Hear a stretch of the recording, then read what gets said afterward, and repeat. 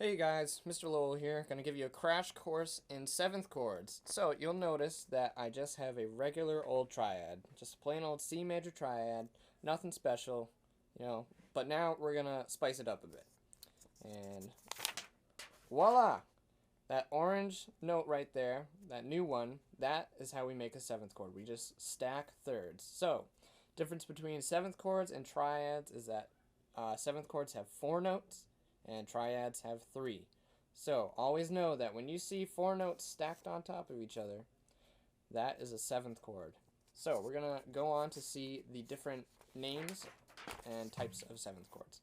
So, first off, we have our major 7th chord.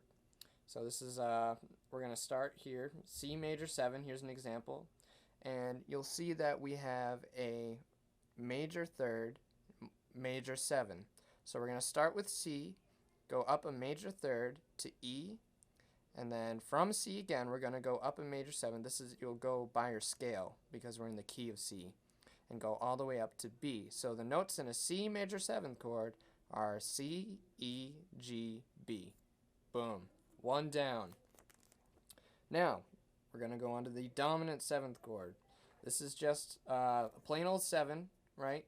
Nothing fancy, not like the major 7 where you just have letters or anything. It's just an old, good old 7, like here, G7. So you'll see this a lot in jazz. Very prominent chord, very gravitational chord.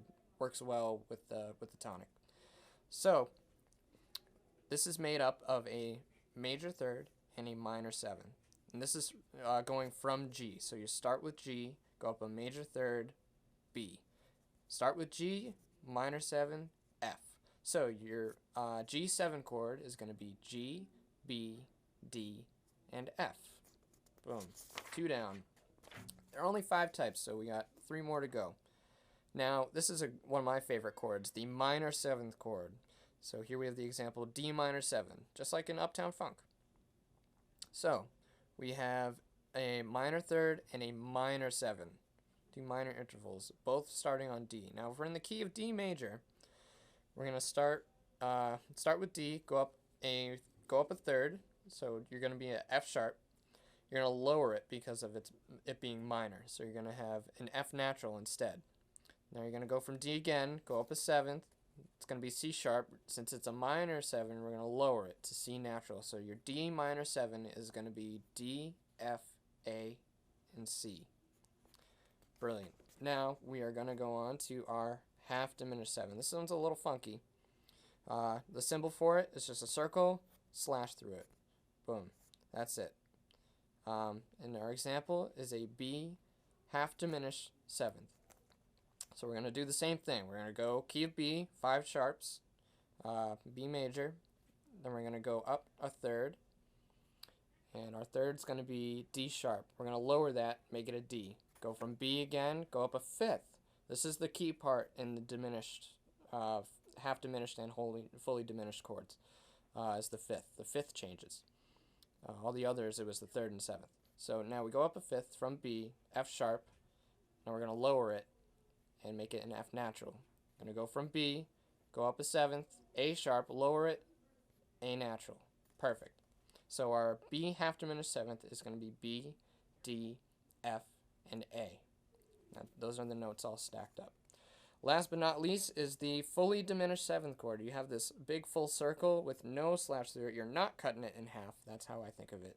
Is the circle is full, so it's a fully diminished 7th chord. So here's an example, F fully diminished 7th. Now I like to think of the minor in terms of fully diminished 7th. It just makes it easier with the intervals. So we're going to go up a minor third in the key of F minor. We're going to do, so from F up a minor third is A flat. Then we're going to go up a 5th, but we're going to do the same thing and lower it because it's a diminished 5th. So we're going to lower C to B, or C flat, however you want to think of it. Then we're going to go up to E flat. That's our 7th in a F minor, right? Then we're going to lower that as well. We're going to make that E flat a D, or an E double flat. So our F fully diminished 7th chord is going to be F, A flat, B, and D. Really funky, but sounds really cool. So, part of what you're going to be doing is you're going to be identifying what kinds of seventh chords, on a piece of paper like this. So on a staff, you'll see we have a chord here. What is it? We know it's a seventh chord because there are 4 notes. Now, we know that we're in the key of G because we have an 1 sharp, which is F sharp, and it's reminding you right there, a little F sharp in parentheses. So, let's work from bottom up. We have D, right? Start there. Then we have F sharp, we have A, we have C. So we know that we have a D major triad tucked into the 7th chord. Now the distance from D to C is only a minor 7th. It's not a major 7th because if it were, the C would be sharp. So if we're in the key of G as well, C's are natural. So we're going to see that in this chord.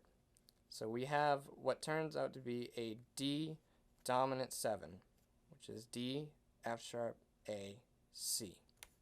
Okay? Another thing that you're going to be asked to do is notate the following 7th chord. So we have an F major 7 as our example. Now I'm just going to grab my handy dandy marker here. So we're going to start from the bottom up, right? We have F and a major 7.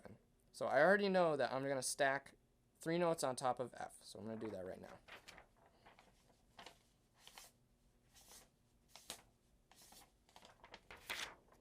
Voila. So we have our 3 notes.